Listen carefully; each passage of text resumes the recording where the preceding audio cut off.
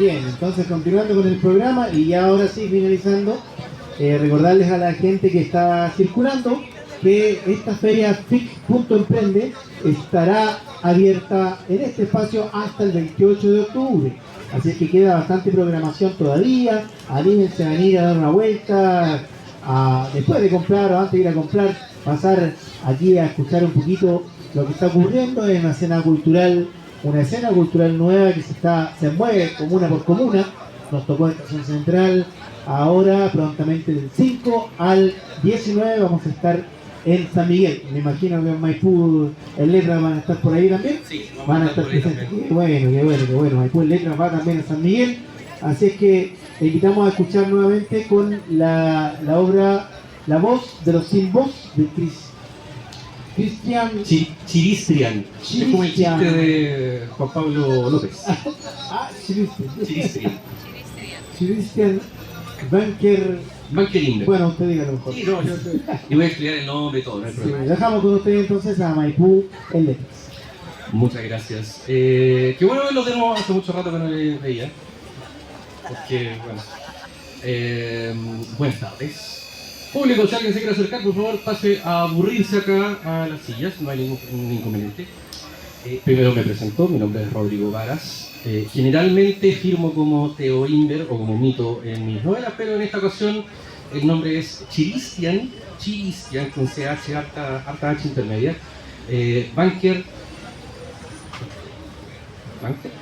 Wanker Inver. Voy a explicar ya de dónde llega ese seudónimo.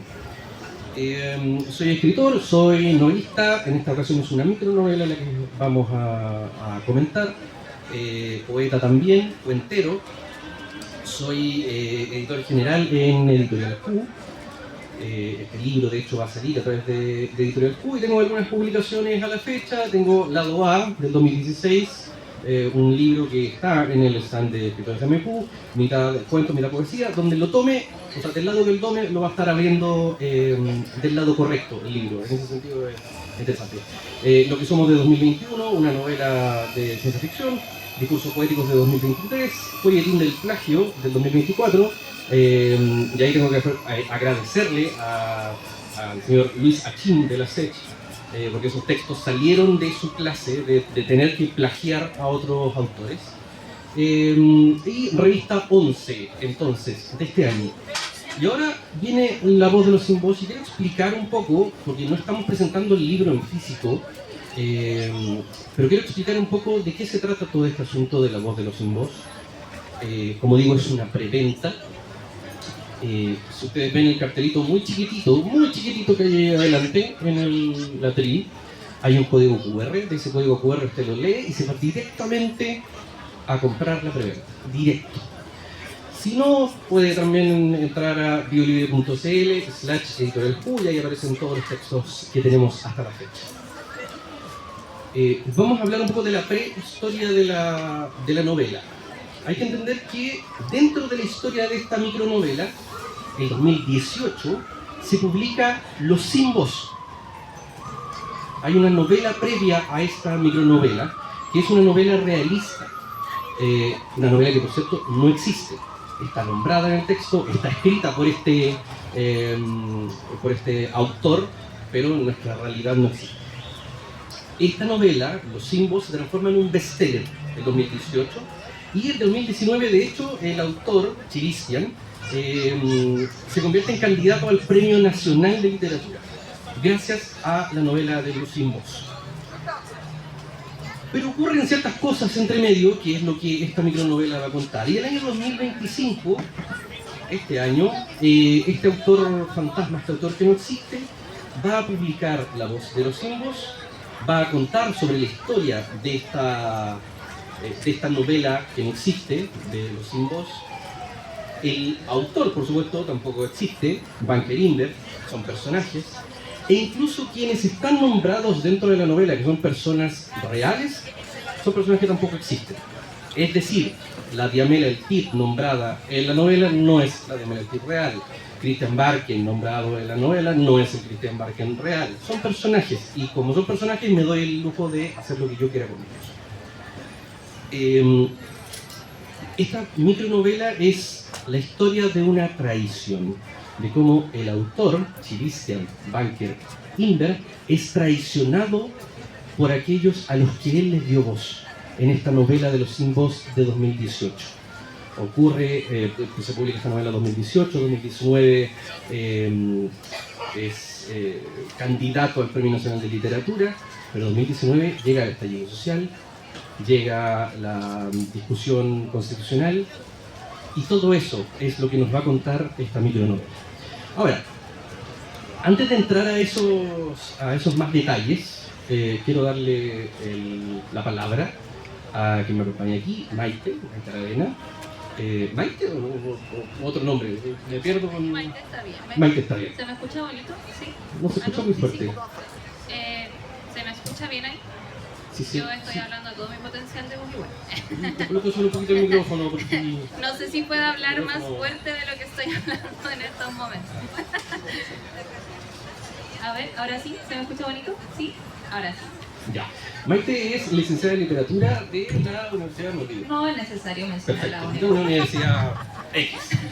Y ella... Quizás tampoco exista. Claro, ella va a hacer el roast, que es más o menos como hacer un asado con uno. Ella va a compartirles la crítica respecto a esta micronovela y después seguimos conversando nosotros. Bueno, en primer lugar, muchas gracias por la invitación. Efectivamente, soy licenciada en letras, o al menos eso dicen. Cuando invito, porque a todo esto esta es mi primera vez presentando un libro, jamás me he acercado a estas instancias desde la primera persona. Y cuando Mito me encarga esta labor de presentar La voz de los sin voz, que el libro físico aún no existe, tal como lo dice la novela, pensé inmediatamente en un análisis crítico, tal como había hecho toda la universidad. Pero pasa que como nunca he presentado un libro y no sé cómo se hace, dije, entonces, ¿qué hacemos? Porque no sé cómo enfrentarme a esto. Y surgió el hecho de que hagamos lo que sabemos hacer. ¿Y qué sabemos hacer? Chamullar e improvisar. Que básicamente así es como terminé la universidad también. Entonces, tengo unos apuntes, que de hecho leyendo tus apuntes, creo que coincidimos en algo respecto al fetiche de las marginalidades y de la cosificación un poco de la marginalidad, que está tan como de moda, por decirlo así, o por darle un nombre estético, bonito, que suene bien. Y quería también que conversáramos o pudiéramos plantear el tema también como del uso de la ironía y de la sátira respecto también a la novela, o novel, por así darle un nombre más bonito, más universitario. Cuando yo leo textos, puede ser novelas o llámese ensayos, trato como de no guiar a las personas respecto de lo que yo leí, porque todas las realidades son diferentes, por lo tanto lo que yo leí puede ser diferente a lo que puede leer otra persona. Sin embargo, hay un punto en común con Nito, que ya es lo que te había venido diciendo recién respecto de este fetiche. Y hay una cita del texto que yo no voy a dar mucho spoiler tampoco, no quiero darle lata tampoco como del término academicista, pero sí me detengo como en el tono condescendiente que lleva un poco la novela en general, porque si hay algo que me gusta mucho de la literatura es que todos los libros, o todas las historias más bien, tienen que mostrarnos algo y hacernos sentir de alguna manera, sea buena o sea mala. Y eso es lo que finalmente es la novela. En el caso, por ejemplo, muy particular, una escritora argentina que me gusta mucho, que es Mariana Enríquez, cada vez que la leo me da asco. Y me da asco no porque su literatura sea mala, sino más bien porque lo que ella pretende con su literatura es precisamente que dé asco. Y en este caso, al leer esta novela de La voz de los sin voz, me dieron unas ganas tremendas de golpear a Christian Wagner, o como sea que se diga. Precisamente por la apropiación que existe un poco de de yo soy el que habla por la gente que no puede hablar. ¿Es realmente la gente que no puede hablar la que no puede hablar? ¿Quién dice que no pueden hablar o quién dice que no tienen voz en este caso? Y también me lleva como a pensar un poco a las vacas sagradas de Diamela Eltis, que sabemos que la Diamela Eltis mencionada en el texto no es la Diamela Eltis real, pero hay unas citas que me llamaron poderosamente la atención. La primera de ellas es: el alma de un artista es especialmente sensible a los horrores del mundo. Que en cierto modo es cierto, es real. Pero la siguiente cita que la acompaña es: fue mi manera de defender al gremio del arte una vez más, según quién. Y me hace pensar un poco en lo que significan las vacas sagradas de Diamela Eltis, que es el héroe que sangra por la guerra. El que se presenta un poco o pone el cuerpo como carne de cañón por otra persona. ¿Y quién le pidió a esa persona que pusiera el cuerpo? Nadie, básicamente.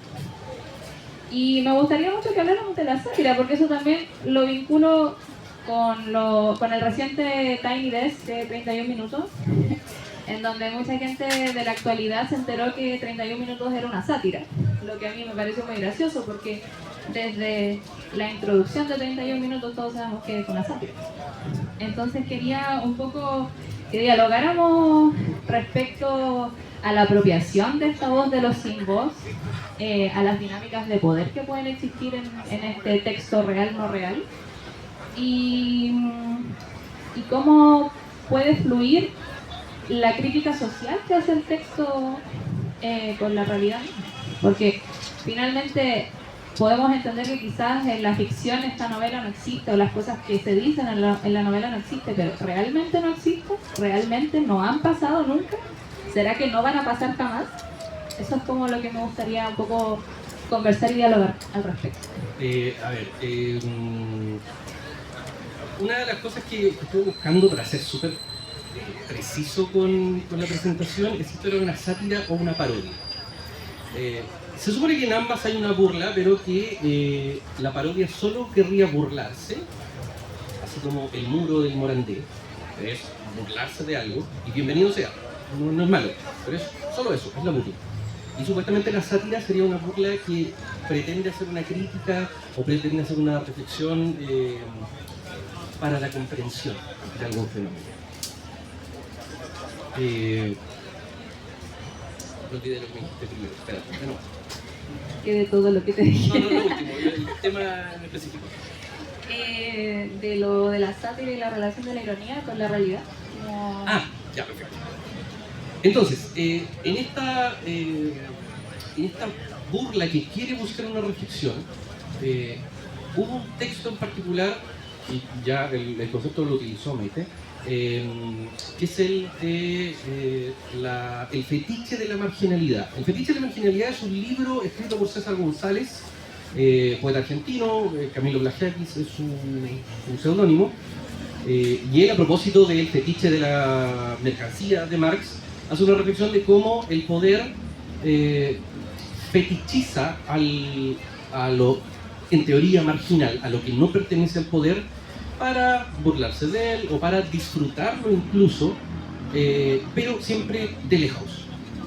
Por ejemplo, aquí estamos con los carabineros dando vueltas, rondando todo el rato, buscando ellos, me imagino, a alguien que esté robando, y nosotros vamos a estar muy de acuerdo que lo tomen detenido y se lo lleven a donde se lo tengan que llevar, y vamos a estar muy en contra del delito, pero vamos a llegar a la casa a ver, por ejemplo, El Marginal, y nos va a entretener mucho El Marginal. Eso es el fetiche de la marginalidad. En Chile tenemos un ejemplo para tirar para el cielo. Por ejemplo, tenemos Amores de Mercado, que hace poco salió la reversión. Eso también es un fetiche de la marginalidad. Está Tony Svel, está incluso casado con hijos. Al menos la versión chilena, que son básicamente un grupo de cuicos burlándose de la clase media aspiracional. Eso es Casado con hijos, y eso nos parece muy gracioso. Estamos haciendo fetiche de esta marginalidad. Ahora, ¿qué es la marginalidad? También podríamos discutirlo. Lemebel decía que el poder, la mayoría tiene que ver con el poder, que si en un grupo de personas yo tengo una pistola, yo soy la mayoría y el resto es el margen. En ese sentido, este grupo de poder es bien pequeño y todos los demás estamos fuera. Entonces todos los demás quedamos en esta posibilidad de ser fetiche. Y decía César González en este libro que quizá uno de los ejercicios que podemos hacer es dar vuelta a ese fetiche y hacer un poco la burla a la clase poderosa, a la élite.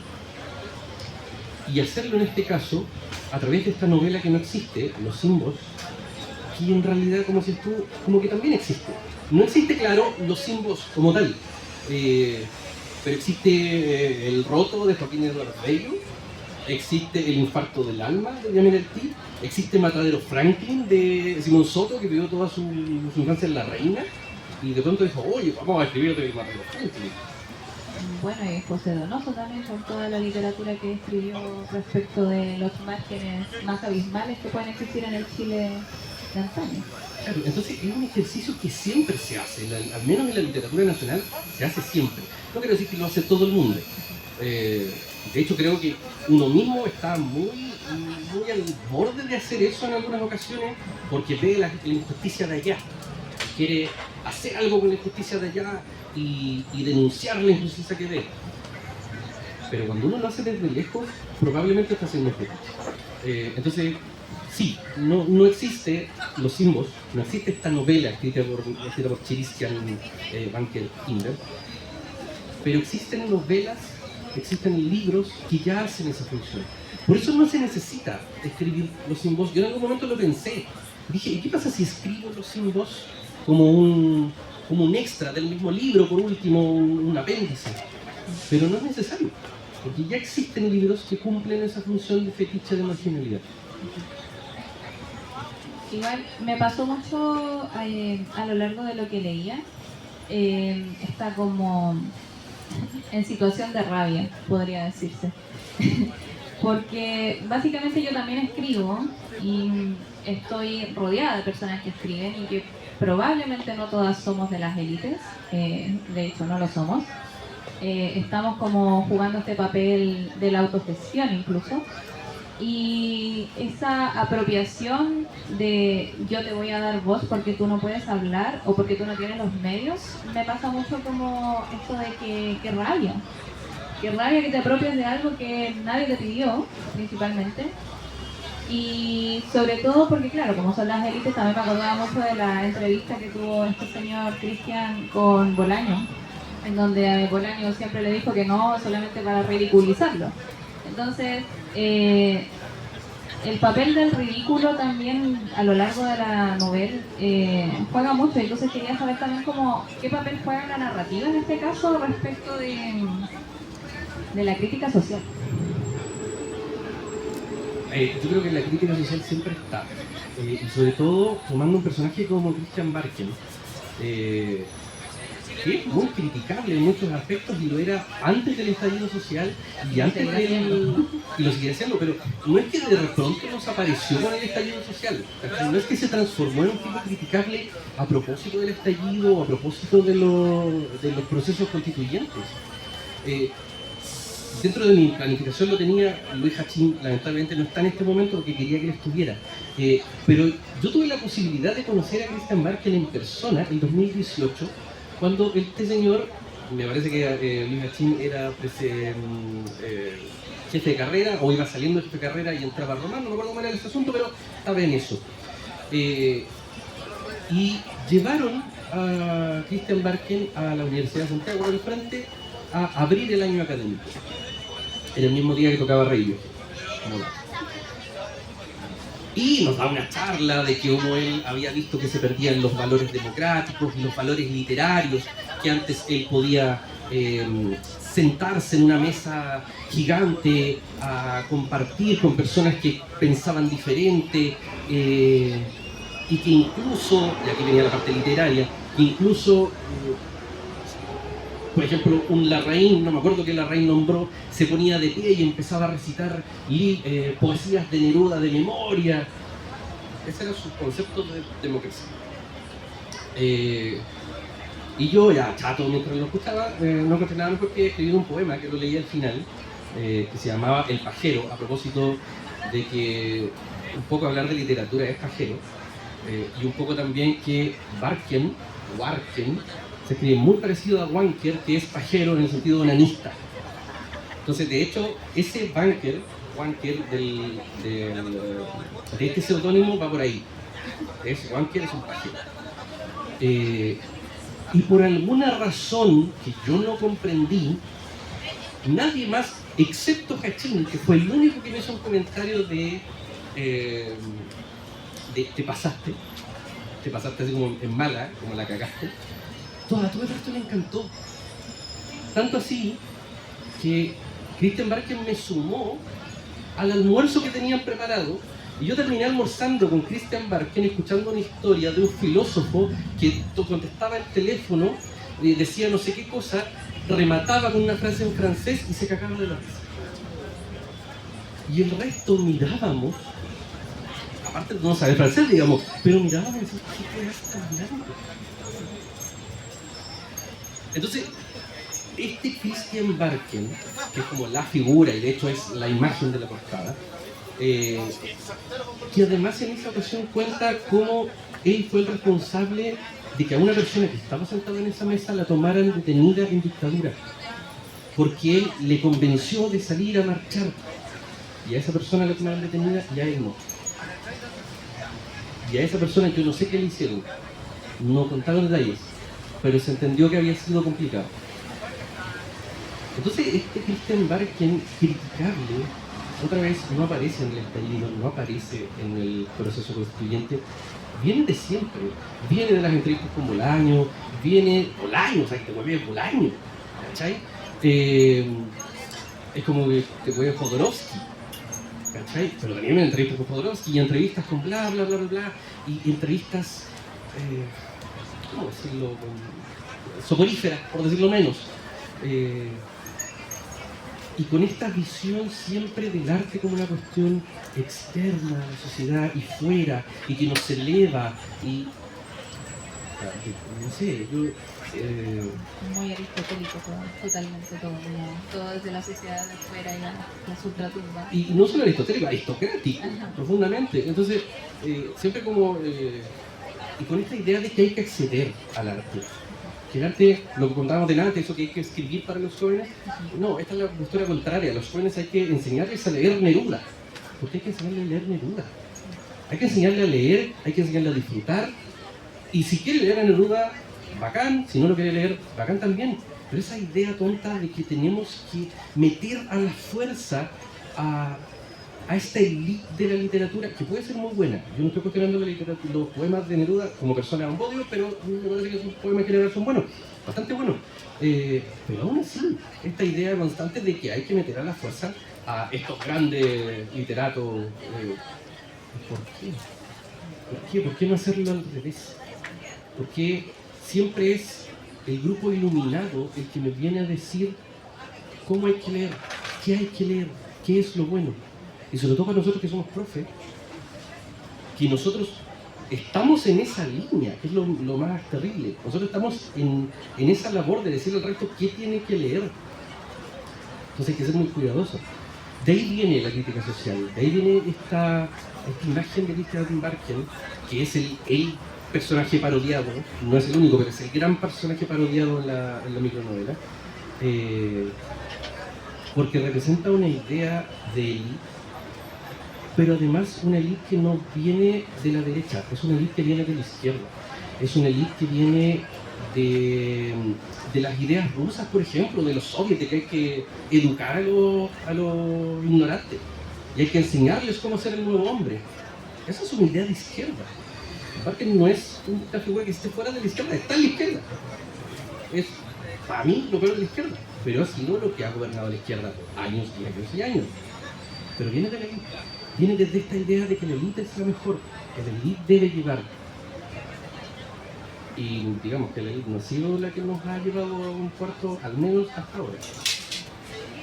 Sí, bueno, ahí se abrirían muchas aristas respecto de muchas otras cosas, como por ejemplo la piratería, etcétera. Viva la piratería. como compraste un libro pirata, no eres digno de leer. Claro, me acuerdo de algunos autores que no firman pirata. Que Claro. Partieron Cuando comprando básicamente si pirata. estás siendo pirateado es porque eres famoso. Sí.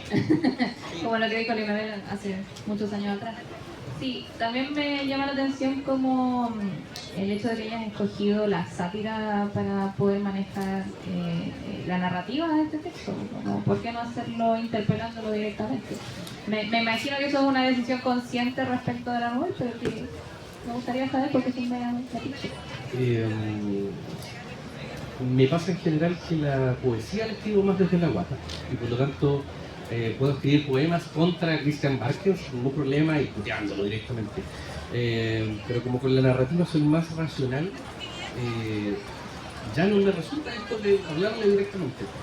Y por otro lado también creo que es muy fome para alguien leer un texto que está todo el rato criticando a alguien sin ningún atisbo, por último, de humor. La sátira, como es una burla, pretende en algo ser humorística. Y de las pocas personas que han leído hasta el momento la micronovela, parece que sí, hay algo de humor que funciona en la voz de los sin voz. No sé si para cagarse la risa, pero sí por último para poder procesar lo que se está diciendo. ¿Cachai? Ya, maldición, pero ya, por último me río. Es un tipo deplorable el autor, no digo que Christian Barker, tiene sus propios males. Pero este Christian Banker Inver es un tipo despreciable. Entonces no puedo hacerlo tan despreciable todo el rato. Tiene que al menos producir algún tipo de humor, como La Office, ese es Manuel Cerda, que es insoportable, pero al final te causa un poco de risa. Me parece estupendo. Sí, la verdad es que no quiero caer mucho en lo académico tampoco, porque si caigo en lo académico voy a tener que hacer spoiler. Y la verdad es que no quiero hacer spoiler porque tomo la preventa. No, pero eso se corta después de la No, eso, como a mí lo que más me llamó la atención de lo que leí respecto a la novela es precisamente el fetiche, que me llamó poderosamente la atención, sobre todo que coincidiéramos respecto a ese concepto, como el fetiche de la marginalidad, el fetiche del hombre pobre que vive, no sé, debajo de un puente, que ahora está también tan de moda, tan popular en los nuevos escritos. O sea, la Mariana Enríquez no es la única que escribe desde las marginalidades. Hay otras personas que vienen hace años escribiendo de marginalidad, pero siempre ha sido el borde, digamos, que roza en la literatura. Ese turismo social de que Exactamente. hacían ciertas candidatas a diputada y se sacaban fotos con niñas haitianas, por ejemplo. Exactamente, como hablar de la marginalidad siendo que no eres de la marginalidad. Como esa apropiación. Y tampoco darle una voz propia. Yo creo que, a ver, por ejemplo, nosotros no venimos de la misma marginalidad de la familia que está en la novela. Por lo tanto, nosotros nos podríamos acercar a esa familia y, qué sé yo, hacer un taller literario y que ellos mismos cuenten su historia. Y si alguien lo hace así, maravilloso. Pero cuando yo escribo la historia de otra gente, cuando yo escribo la historia de los desplazados, cuando yo escribo de la historia incluso de los que sufren en alguna parte del mundo, me estoy apropiando de esos sufrimientos, de esa historia, y lo hago de alguna manera para vender libros. ¿Cachai? Hay un sentido económico también. Y es poco honesto. Obviamente habrá ciertas circunstancias, cierta gente que no puede escribir todavía, ¿cachai? O sea, no le vamos a pedir a los niños de Gaza que hagan poemas contándonos su historia, ¿cachai? Pero lo relevante va a estar cuando haya un Nobel salido de ahí, que nos cuente esa historia, como han habido noveles que contaban de los crímenes de los Balcanes, etc. Ahí va a estar relevante. Si no, si nosotros vamos a hacer lo que escribimos de los demás, estamos haciendo fetiches. Totalmente de acuerdo. Eso, no sé si habrá alguna pregunta, consulta. Diga, señor. Caballero, Espérame, un micrófono, ¿nos presta un micrófono? Si tuvieran a mano algún micrófono, por favor, se agradecería.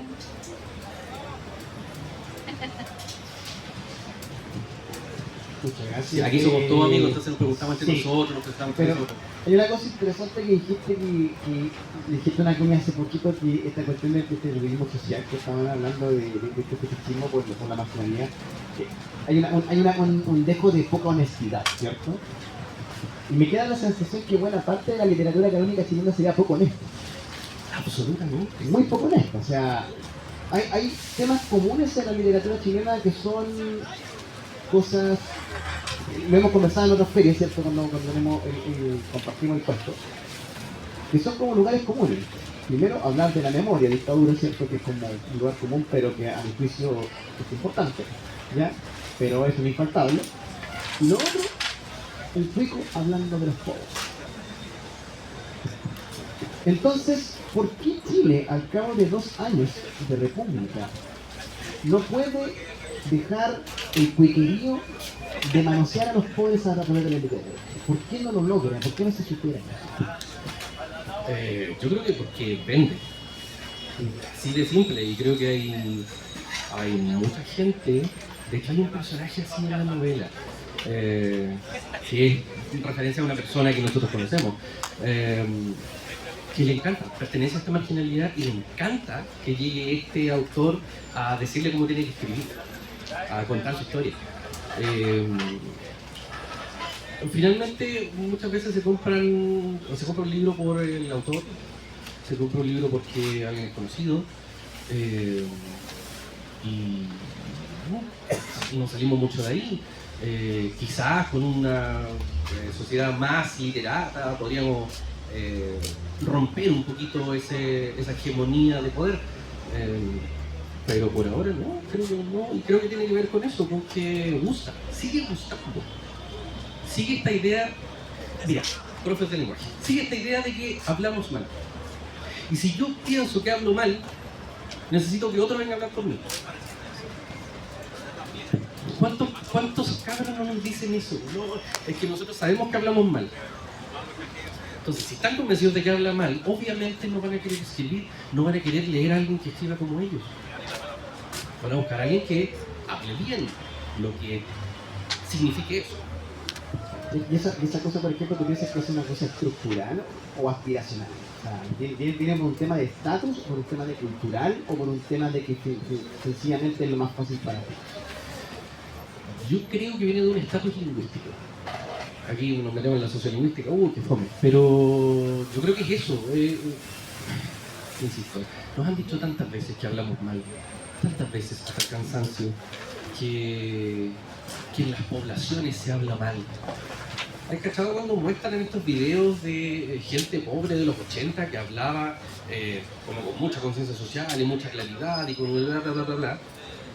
Y se compara con el hoy día. No, es que hoy día los jóvenes hablan tan mal. O sea, si le estamos diciendo todo el rato a los jóvenes que hablan mal, estamos diciendo que están más bajo. ¿Cachai? Que en cierta lógica de estatus, de jerarquía, ellos están abajo. Que ellos son no válidos. Y si no son válidos, otra vez, ¿por qué van a querer leer cosas que hablen como ellos? Que tengan un lenguaje similar al de ellos. ¿Cachai? Porque eso no responde a lo que debería ser un libro, a lo que debería ser la literatura, la poesía. ¿Cachai? O sea, que hoy día sigamos con profes que son echados porque usan el poema de los viejos culiados de Redolés. Te habla de que hay un estatus de lenguaje que no se ha movido y en el que los profes de lenguaje, las profes de lenguaje, tenemos alguna responsabilidad, que sea de romper o de mantener. Yo creo que mantenemos más de lo que rompemos. Y ante eso es difícil. Sea allá atrás. Hola, estaba escuchando súper atentamente y al principio como que no logré captar la idea como de lo que estaban hablando, como la voz de los sin voz, el nombre del autor, ¿cierto? Cristian Vienesa. Claro, después de escuchar la conversación como que caí bien, aquí iba la idea, ¿cierto? Como, ya, entonces sí, efectivamente este Cristian es un cuico que está hablando, ¿cierto? La voz de los sin voz me cobró todo el sentido después de decir, alguien viene a decir, que pasa mucho en temas indígenas, ¿no? Alguien esceno viene a decir cómo hablan los otros. El tema es que yo me demoré un poco, incluso como teniendo dos contextos detrás, ¿cierto? ¿Cómo han intentado como el poder hablar de esa idea quizá en distintos espacios? Porque ¿cierto? A lo mejor sería como replicar lo mismo que se trata el libro, pero ya tú, ¿cierto? Como, ya, ¿qué más si voy a la junta de vecinos y le digo a la señora Juanita sobre esto? ¿Han tenido como esa capacidad o ese desafío como de poder llegar a ese público? O por lo menos mantener la idea. Digamos. Sí. Es un poco lo que decía respecto a ser profe de lenguaje. Uno está en esa línea, como en ese limbo todo el rato, ¿cachai? Y ya sean estudiantes o sea la señora Juanita, que es este concepto laguista, hay como una disposición a que uno llegue a decirle que esto es correcto, ¿cachai? Y es complicado porque yo llego a la señora Juanita y quiero escucharla a ella. Entonces es muy difícil llegar. Y creo que además, y es una cosa que no hemos conversado en este rato, que es por qué es una micronovela y no una novela corta. Creo que como sociedades, al menos Latinoamérica, nos hemos acostumbrado al silencio, a los silencios que cargan ideas, que cargan cosas. Esos silencios familiares de cierto tío que es muy cariñoso, por ejemplo, ¿sí? Y de ahí para adelante. Entonces estamos muy acostumbrados a los silencios y la microficción trabaja con esos silencios. Generalmente son microcuentos los que se hacen. Tenemos a la genia de Pía Barros que trabaja con esos silencios. Esta micronovela también pretende trabajar con esos silencios, porque hay espacios que yo no puedo llenar. O sea, parte de hacer esta parodia, como decía Maite, tiene que ver con que yo me puedo posicionar desde el poderoso y hacer este relato desde el poderoso, pero si yo lo hiciera desde la contraparte, desde la familia, sería muy extraño, porque yo no estoy en esa posición. Ahí yo estaría haciendo este paternalismo literario, y quizá me ganaría el Premio Nacional de Literatura, ¿cachai? Pero estaría cometiendo lo mismo que estoy criticando. Entonces, finalmente lo que se puede hacer, creo yo, es guardar silencio y cuando se va a hablar, tener estos cuidados de hacerlo a sabiendas que uno lo está haciendo desde el poder o desde cierta relación de poder. Como cuando uno es profe, uno tiene la relación de poder desde el mango en esos casos. Entonces, tenemos que ser cuidadosos. Yo creo que así es como uno lo puede trabajar. Muchas gracias. Creo que estaríamos. Muchas gracias por sus preguntas, sus comentarios. Muchas gracias por el espacio. Muchas gracias a ustedes también. No sé si Maipú en letras tiene una presentación pronto. Otra presentación, Mañana, no sé. pasado, sábado, domingo. El domingo. ¿Quién está sábado? Don Manuel Santis. Don Manuel el sábado. Ya. Y el domingo está Fabricio y Sofía con un conversatorio. Les pongo el detalle. Bien, muy importante. Ya, para que quede ahí también en sus redes, para que sus seguidores Sí. La preventa está lanzada, hay un código QR en ese cosito chico que hay adelante. El QR también está colgado en redes sociales, es cosa de buscarlo como si fuera un link y llega directamente a la preventa. Ahí ponen sus datos para que le podamos entregar el libro una vez que ya esté terminada la preventa. Así que muchas gracias. Muchas gracias a ustedes también, nos estamos viendo. Y con esto finalizamos también las actividades de hoy en fic.emprende. Nos vemos mañana a las 9 en punto.